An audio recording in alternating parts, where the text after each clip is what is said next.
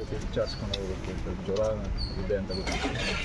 ಪರ್ಮಿಷನ್ಗೆ apply ಮಾಡಿ ಅದ್ರ ಪ್ರಕಾರ ಏನು ಪರ್ಮಿಷನ್ ಕೊಡ್ತಾರೆ ಅದ್ರ ಪ್ರಕಾರ ಹೋಗಿ ಮೀಟ್ ಮಾಡ್ಕೊಂಡು ನಿಮ್ಮ ಜೊತೆ ಏನು ಮಾತಾಡೋದು?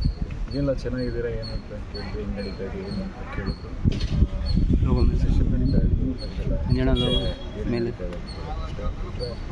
ಇನ್ನೇನು ಈಗ ಮಾಮೂಲಿ ನಾವು ಹೆಂಗಿದ್ದೀವಿ ಅವ್ರು ಹೆಂಗಿದ್ದೀವಿ ಅಂತ ಕೇಳಿದ್ರು. ಈಗಂತೂ ತುಂಬ ಮಳೆ ಆಗ್ತಾ ಇದೆ, ಮತ್ತು ಪೊಲಿಟಿಕಲ್ ಏನಾದರೂ ಚರ್ಚೆ ಆಯಿತಾ ಮಳೆಗಳ ಬಗ್ಗೆ? ಅಥವಾ ನಿಮ್ಮ, ಯಾಕೆಂದರೆ ನೀವೀಗ ಇರೋವಂಥದ್ದು, ನೀವು ಒಬ್ಬ ಶಾಸಕರು, ಆ ಥರದ್ದೇನು ಚರ್ಚೆ ಇಲ್ಲ.